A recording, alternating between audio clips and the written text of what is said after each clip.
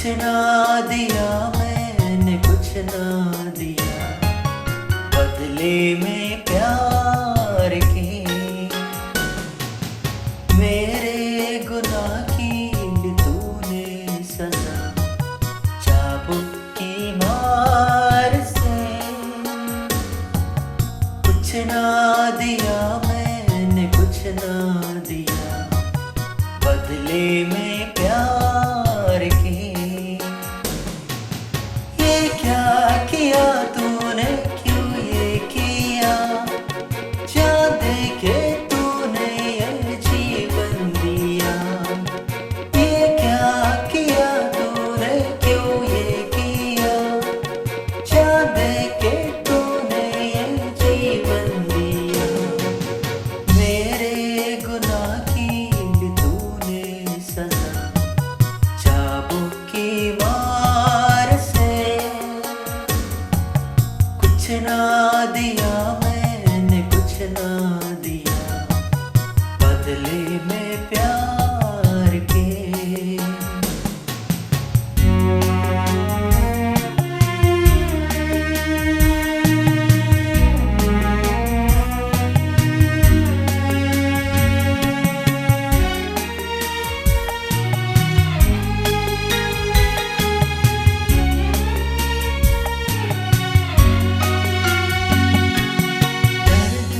था मेरा जो तूने सा चढ़ के सलीब पे, कर्जा किया मेरा तूने अदा, कांटों और कीलों से। दर्द था मेरा जो तूने सा चढ़ के सलीब पे, कर्जा किया मेरा तूने अदा, कांटों और कीलों से। फिर भी ना कम हुआ प्रेम तेरा, जान के तूने ये जीवन दिया। फिर भी ना कम हुआ प्रेम तेरा, जान के तूने ये जीवन दिया। मेरे गुनाह की ली तूने सजा, चाबुक की मार से। कुछ ना दिया मैंने, कुछ ना दिया बदले में प्यार के।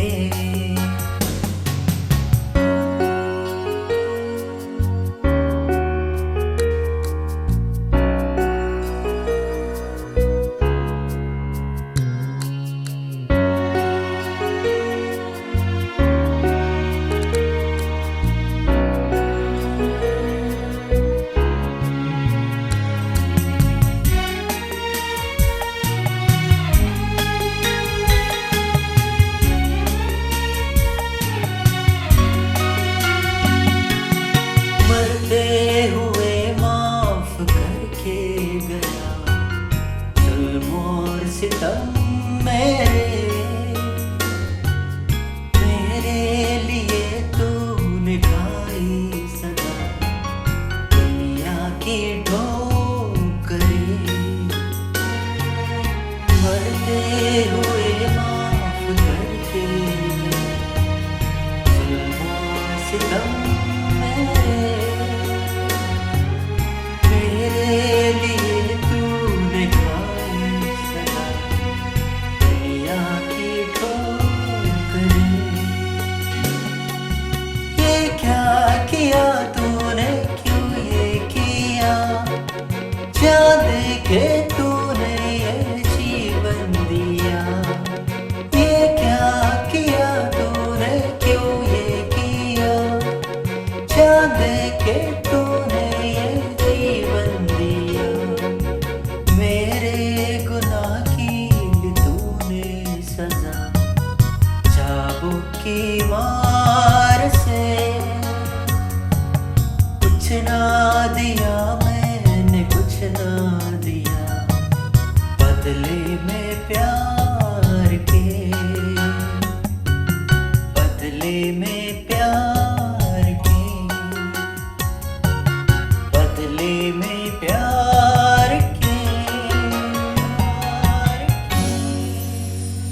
शुभ शाम प्यारे दोस्तों।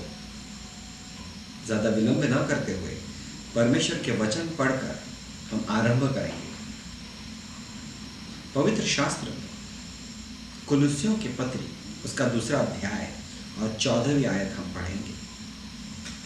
वो यूं कहती है, और विधियों का वो अभिलेख जो हमारे नाम पर हमारे विरुद्ध में था मिटा डाला और उसे क्रूस पर कीलों से जड़कर हमारे सामने से हटा दिया।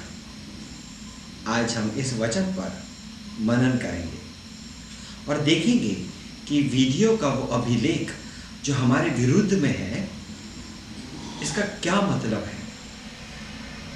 हम ये भी देखेंगे कि उसे किसने और कैसे हटाया, और आखिरी में हम देखेंगे कि हमसे उम्मीद क्या है। और इसे समझने के लिए हम आज एक उदाहरण को देखेंगे। एक व्यक्ति है, एक युवक होता है जिसका नाम है सनी। वो गाड़ी चलाते वक्त गलती से सिग्नल तोड़ देता है, सिग्नल जंप करता है और आगे जाकर दुर्भाग्य से पुलिस उसे पकड़ती है और उसे न्यायाधीश के सामने प्रस्तुत करती है। अब वो न्यायालय में खड़ा है और उसका केस जज यानी न्यायाधीश पढ़ता है और एक फैसला सुनाता है। और फैसला यूँ होता है कि क्योंकि सनी ने गलती की है, उसे दंड होता है 2000 रुपये जुर्माना। और सनी गिड़गिड़ाता है और कहता है, मुझे माफ़ कर दो, मैं वादा करता हूँ मैं दोबारा कभी नहीं करूँगा, ये मेरी गलती है। दोस्तों, अगर इस हालात में अगर कोई जज ये कहे कि ये गिड़गिड़ा रहा है और इसका ईमान देखकर मैं उसे माफ़ करता हूँ, उसे जाने देता हूँ, बिना जुर्माना भरे उसे छोड़ देता हूँ, क्या वो न्याय होगा? नहीं, वो अन्याय होगा। क्योंकि सनी ने गलती की है, उसे 2000 रुपया जुर्माना ये लिखा गया है। और ये है वो विधियों का अभिलेख जो सनी के खिलाफ है, सनी के विरुद्ध है। इसी प्रकार विधियों का वो अभिलेख हमारे भी खिलाफ है, हमारे विरुद्ध है। वो क्या है? पवित्र शास्त्र के रोमियो की पत्री उसका 3 अध्याय और 23वें वचन में यूँ लिखा है कि सभी ने पाप किया और परमेश्वर की महिमा से रहित है। अब पाप के विषय में मुझे किसी को भी बताने की ज़रूरत नहीं।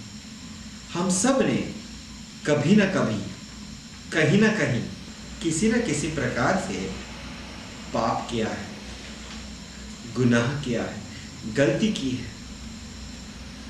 और उसी किताब यानी रोमियो की किताब उसकी 6वें अध्याय के 23वें वचन में लिखा है कि पाप की मजदूरी मृत्यु है। और ये है वो विधियों का अभिलेख जो हमारे विरुद्ध में है, जो ये कहता है कि सभी ने पाप किया और पाप की मजदूरी मृत्यु है। अब हम दूसरे मुद्दे पर जाएंगे कि वहाँ पे लिखा है कि ये विधियों का अभिलेख जो हमारे विरुद्ध में था मिटा डाला। अब हम देखेंगे किसने मिटाया और कैसे मिटाया। लेकिन उसके लिए हम फिर एक बार उस उदाहरण की ओर जाएं और इसे समझें कि क्या ये विधियों का अभिलेख मिट सकता है। अब देखो, सनी कठेड़े में खड़ा है और फैसला सुनाया गया है और वो उदास मन से अपनी पापा की ओर देखता है, आशा की नज़रों से पापा को देखता है और आंखों ही आंखों में ये बयान करता है कि पापा मुझे मदद करो। पापा भी उसे देखते हैं क्योंकि अब तक वो कोर्ट में आ चुके हैं और वो उसे देखते हैं, सनी को देखते हैं, आंखों में नमी, और ये कहना चाहते हैं कि सनी बेटा मैं मदद करना चाहता हूँ, लेकिन लफ्ज़ निकलते हैं, बेटा मुझे माफ़ कर, मैं तुझे मदद नहीं कर सकता। क्योंकि मुझे मेरे अपना जुर्माना भरना है। मुझ पे भी जुर्माना है जो मैं भर रहा हूं। मैं तेरा जुर्माना कैसे भरूं? इस हालात में उसके पापा नाकाम होते हैं। उसी वक्त एक पुरुष वहां पे आता है जो लगभग 30 से 35 की आयु होगी। वो कहता है कि मैं सनी को मदद करना चाहता हूं, मैं उसका जुर्माना भरता हूं। लोग देखते हैं, परखते हैं उसे और वो जांच पड़ताल करके इस नतीजे पर पहुंचते हैं कि हाँ, ये भर सकता है, ये इंसान जुर्माना भर सकता है, क्योंकि उसके ऊपर अपना कोई जुर्माना नहीं। तो वो कहता है सनी को, सनी मैं तुम्हारा जुर्माना भरने तैयार हूं, बशर्ते तुम इसे स्वीकार करो। सनी तुरंत, हाँ मैं स्वीकार करता हूं, मुझे बचाओ, मेरा जुर्माना भर के मुझे बचाओ, मैं स्वीकार करता हूं, आपकी मदद मैं स्वीकार करता हूं। वो व्यक्ति सनी का जुर्माना भरता है और सनी आजाद होता है। वीडियो का वो अभिलेख जो सनी के विरुद्ध में था, क्योंकि इस व्यक्ति ने उसका जुर्माना भर दिया, वो वीडियो का अभिलेख मिट जाता है। सनी पर अभी कोई जुर्म नहीं, वो आजाद हो जाता है। उसी प्रकार मेरे अजीज दोस्तों, ये जो वीडियो का अभिलेख हमारे विरुद्ध है, वो भी किसी ने मिटा दिया है। हमारा जुर्माना अपने ऊपर ले लिया और हमें वो आज आजाद करता है। ये व्यक्ति कौन है और कैसे उसने किया? ये व्यक्ति है प्रभु यीशु मसीह। प्रभु यीशु मसीह आपके और मेरे लिए मारे गए।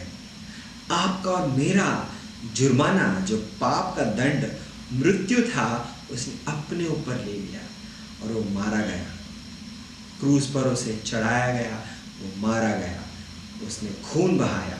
अब सवाल ये उठता है कि वो मरे क्यों? क्या और कोई उपाय नहीं? फिर एक बार पवित्र शास्त्र में पढ़ना चाहूंगा और वहां पे इब्रानियों की किताब उसका 9वां अध्याय और 22वां पद यूं कहता है, व्यवस्था के अनुसार प्रायः सब वस्तुएं लहू के द्वारा शुद्ध की जाती हैं और लहू बहाए बिना क्षमा है ही नहीं। और इस कारण प्रभु यीशु मसीह ने अपना रक्त बहाया ताकि वो हमें इस विधियों का जो अभिलेख है उससे आजाद करे। और वो मरे, उन्हें गाड़ा गया। लेकिन अगर वह उनकी कहानी वही खत्म हो जाती तो हम आपको सुसमाचार सुनाने नहीं आते। मेरे दोस्तों, वो एकमात्र व्यक्ति हैं जो मरे और तीसरे दिन जी उठे। वो जीवित है, जीवित उद्धार करता है और इसीलिए जीवन देने योग्य है। वो स्वर्ग उठा लिए गए और उन्होंने वादा किया, मैं दोबारा आऊंगा और इस बार वो अपने लोगों को स्वर्ग ले जाएंगे, लेकिन बाकियों का वो न्याय करेंगे। क्योंकि पवित्र शास्त्र में साफ रीति से इब्रानियों की पत्री में 9वां अध्याय और 27 वचन में लिखा है, क्योंकि मनुष्य को एक बार मरना और उसके बाद उसका न्याय का होना नियुक्त है, इसे कोई बदल नहीं कर सकता। तो अब चलो मान लिया मैं पापी हूं, विधियों का वो अभिलेख मेरे विरुद्ध में लिखा गया है कि मैंने पाप किया और पाप की मजदूरी मृत्यु है और ये जुर्माना मुझे भरना पड़ेगा। और केवल यीशु मसीह है जो ये मेरे लिए जुर्माना भर चुके हैं, लेकिन इन्हें स्वीकार कैसे करें, इन्हें ग्रहण कैसे करें? तो आओ फिर पवित्र शास्त्र की ओर मुड़ेंगे। रोमियो की किताब उसका 10वां अध्याय 9 से 11 हम पद पढ़ेंगे और देखेंगे उसमें क्या लिखा है। यहाँ लिखा है कि यदि तू अपने मुख से यीशु को प्रभु जानकर अंगीकार करे और अपने मन में से यह विश्वास करे कि परमेश्वर ने उसे मृतकों में से जीवित किया, तो तू उद्धार पाएगा।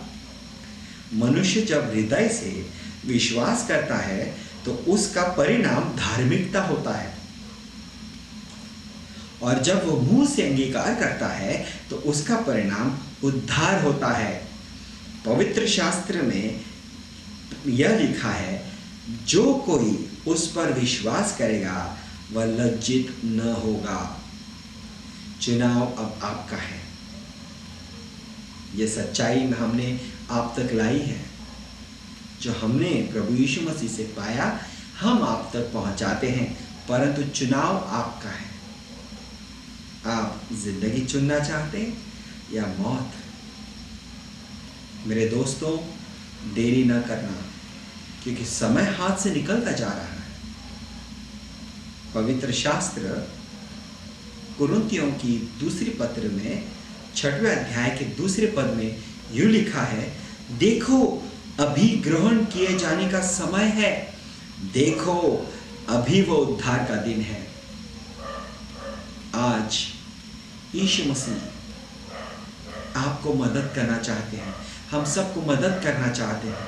वीडियो का वो अभिलेख उन्होंने मिटा दिया है, बशर्ते हम उसका स्वीकार करें और यीशु मसीह को ग्रहण करें।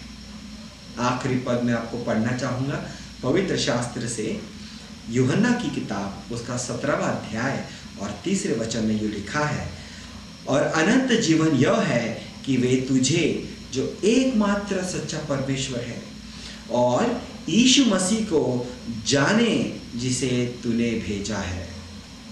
धन्यवाद। अगर आप अधिक जानना चाहते हैं या प्रार्थना के लिए अपना बोझ बांटना चाहते हैं तो दिए गए फ़ोन नंबर एवं ईमेल आईडी पर संपर्क करें। मरते हुए माफ करके जुल्मों सितम में